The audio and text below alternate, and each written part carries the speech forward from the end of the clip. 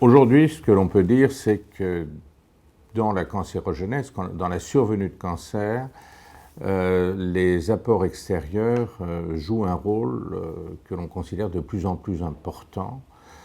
Le facteur le plus connu, c'est bien sûr le tabac, on n'en parlera pas, les polluants atmosphériques, les microparticules qui semblent maintenant de plus en plus impliqués.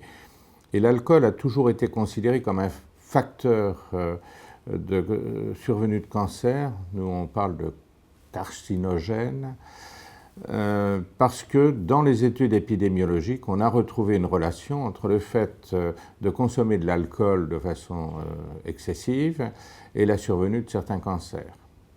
Alors pour certains cancers, son rôle est clairement établi. Je vais parler des cancers de la gorge, des cancers de l'ésophage, où là, on a l'impression qu'il y a un effet direct de l'alcool sur les cellules et qui va, à travers des phénomènes d'inflammation, à travers des phénomènes de réparation de l'inflammation, favoriser la survenue de cancer.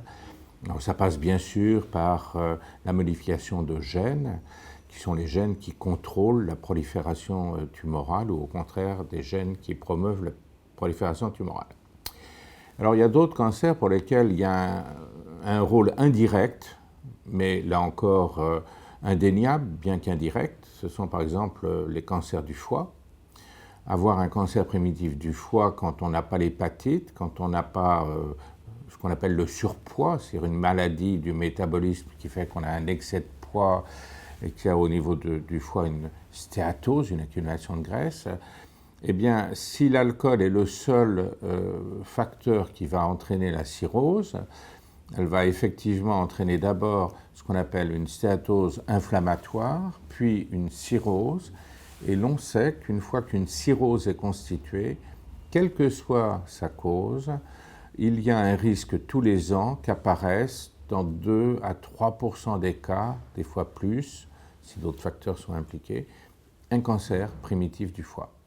Et donc là, clairement, l'alcool est responsable de ce cancer, puisque sans lui, il n'y aurait pas eu cirrhose.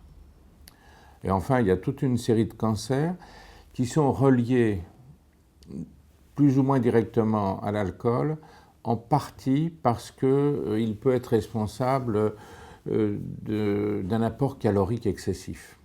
Or, on sait qu'entre le régime hypercalorique et la survenue de cancer, il y a une relation. Cela est très bien établi chez la femme pour le cancer du sein, c'était bien établi chez l'homme pour les cancers colorectaux et d'autres cancers. Et il y a une catégorie de buveurs excessifs qui sont aussi des mangeurs excessifs, qui ont des surpoids, qui ont des maladies métaboliques, et dans ce cas-là, l'alcool va rentrer dans ces facteurs-là. Alors, comment agit-il au niveau moléculaire?